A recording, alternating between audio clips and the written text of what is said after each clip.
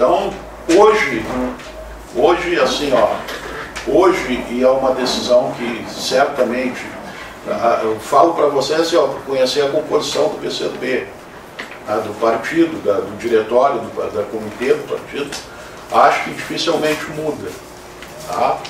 Essa questão de eu ser candidato a prefeito, acho muito difícil mudar. Pode mudar se disser assim, é 100% que isso não muda, eu vou dizer, olha, não é 100%. Tá? Mas é difícil. Acho que foi sobre a terminar, que estava falando. Sobre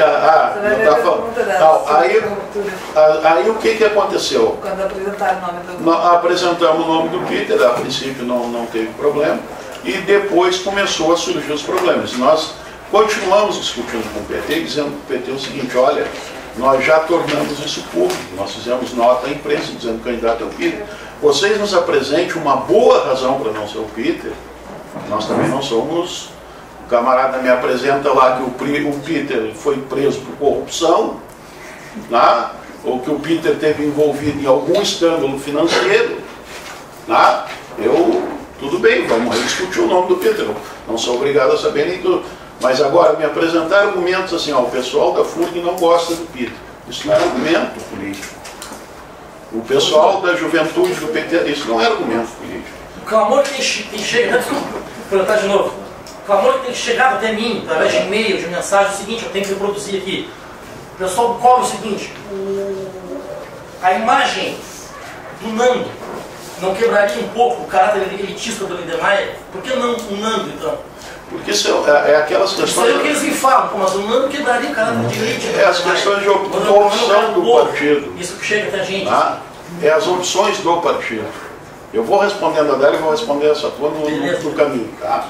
Então aí quando nos colocam isso, e colocam essa questão do Nando também, que ele levanta lá, nós explicamos para o PT o seguinte, uma coisa que eu já falei no início, olha aqui, ó, nós estamos coligando com vocês, mas nós também temos que ver as nossas questões partidárias. Nós precisamos eleger uma bancada de vereadores, no mínimo com 2, 3 vereadores, no mínimo com 2. Se nós tirarmos tanto o Nando, quanto o Júlio, tanto eu, quanto o Nando, da chapa proporcional, por exemplo, no meu caso, na última eleição fiz 1.900 votos. Digamos que eu faça nessa eleição 1.500, um exemplo, que aumenta para 21 vereadores. Não tem como nós tirar 1.500 votos de uma chapa. O Nando, na última eleição, fiz 1.600. Digamos que, na pior das hipóteses, o Nando faça 1.300. Não tem como nós tirar 1.300 votos da chapa. Além disso, é o seguinte, o outro nome que a gente oferece do Peter, o Peter fez 1.000 votos, fez 996 votos na última eleição. Por que, aí outro camarada me pergunta, mas por que tu vai tirar um de 1.900 votos? Porque o Peter é essencialmente juventude, tá? Principalmente juventude. E nós tínhamos e temos como substituir o Peter na eleição proporcional com uma certa vantagem. Peter que não me ouça, mas com uma certa vantagem. Tá?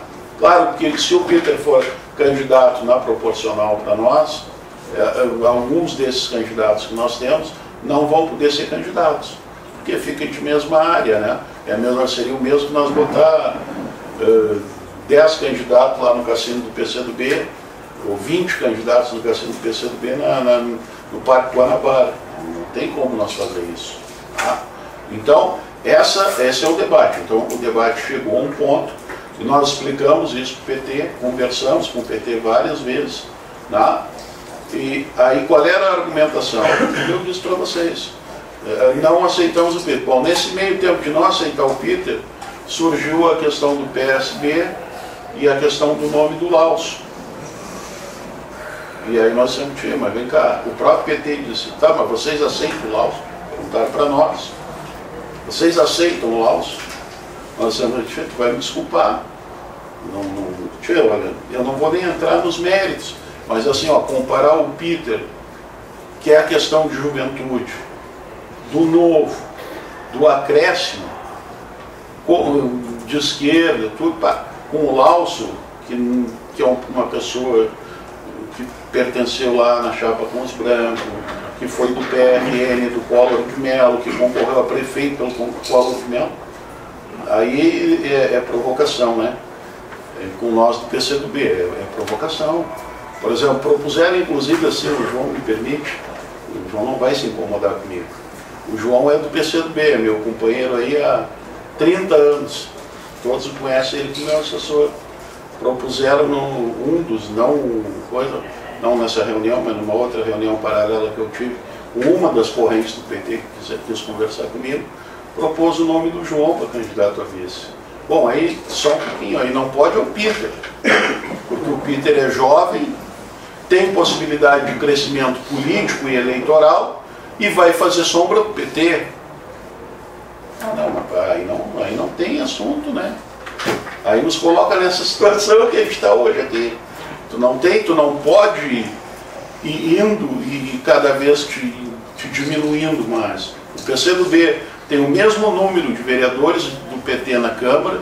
O nosso movimento sindical aqui representado pela CTB é maior do que o da CUT, representado pelo PT. O movimento estudantil, as forças da UJS na universidade, aí o pessoal tem a direção do movimento secundarista há muito mais tempo. Então, assim, ó, do ponto de vista de partido organizado e coisa, em Rio Grande, olha, nós nos equivalemos ao PT no mínimo. O PT tem um deputado estadual também, legal, nós não temos. Nós queremos ter um deputado estadual também.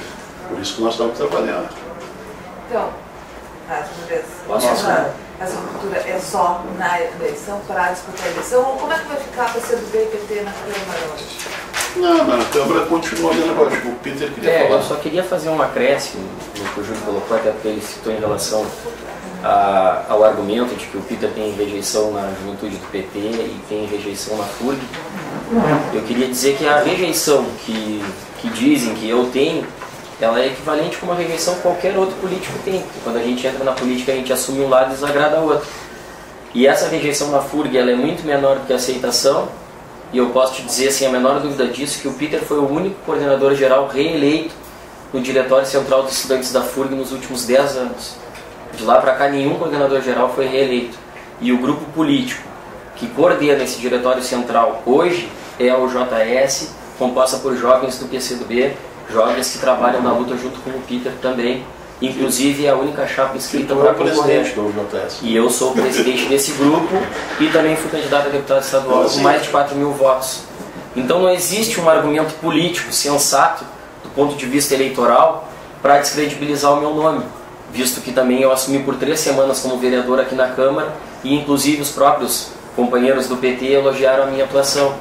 Então fica difícil mesmo a gente compor a partir do momento onde, como o Júlio falou, a preocupação não é com o nome para vice ou com o projeto, e sim com as questões menores visando projetos futuros.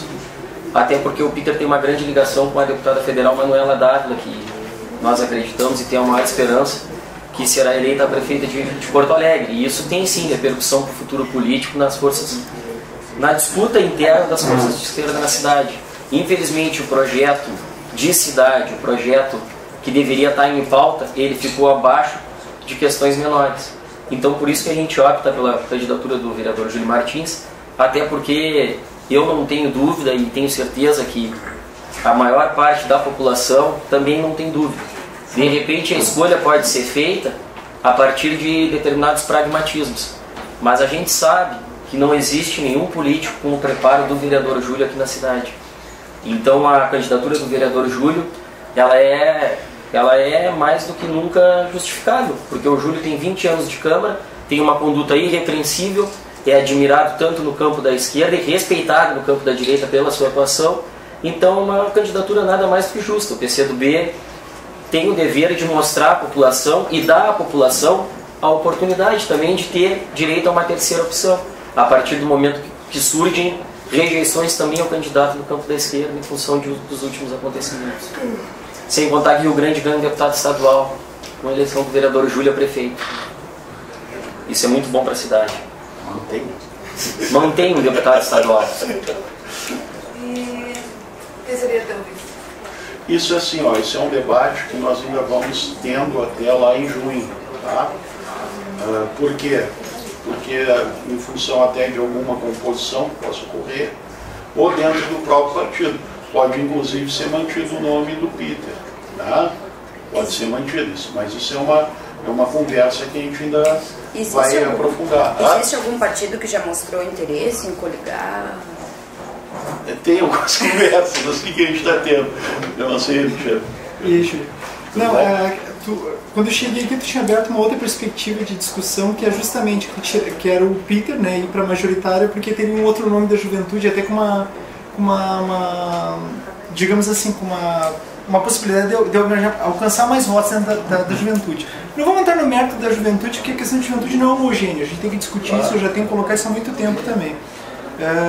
Mas uma das questões que tu abriu, uma perspectiva que eu gostaria de saber é o seguinte: não seria, se o Peter seria hoje o nome mais indicado para assumir na Frente Popular, que é uma contingência de forças, onde tu precisa assumir aquilo que tu tem de melhor para colocar numa chapa forte, a gente está discutindo aqui uma questão quase dialética, porque realmente a chapa forte é aquela que está na prefeitura hoje, que tem a máquina do governo.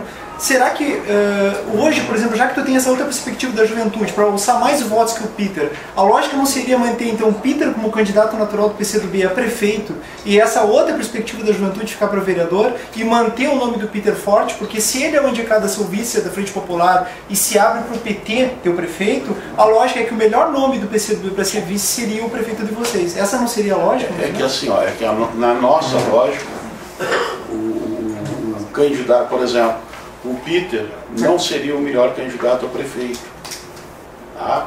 Até por uma questão de experiência de vida. Tá? Do ponto de vista de experiência de vida e de andamento já na política, por isso é que é o meu nome. Tá?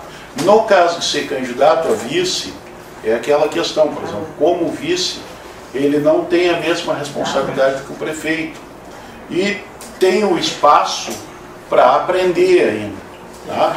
Outra questão é o seguinte: o vice, quando assume no lugar do prefeito, ele não muda todo o secretariado. Tá? As obras estão em andamento.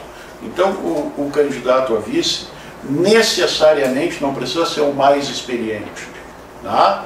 Mas deve ser uma pessoa que agregue para essa chapa e que tenha capacidade até de aprender no decorrer do andar da eleição, depois de eleito, no andamento da máquina pública. Tá? Então, a nossa lógica, pelo menos, é essa. A lógica de não ser, por exemplo, o mais experiente do partido candidato a vice-prefeito. É que, assim, ó, os dois mais experientes do partido, que sou eu e o Nando, somos os dois puxadores de voto do partido. Tá? Então, não é possível nós abrir mão dos dois puxadores de voto do partido para vereador, quando nós sabemos que não vamos receber voto de legenda, porque a legenda vai ser a do PT, que é o do candidato à majoritária. Tá? Por isso é que assim, a gente ofereceu o nome do Peter na perspectiva de ampliar e de ampliação e de crescimento, tá? De novas lideranças de uma maneira geral. Tá?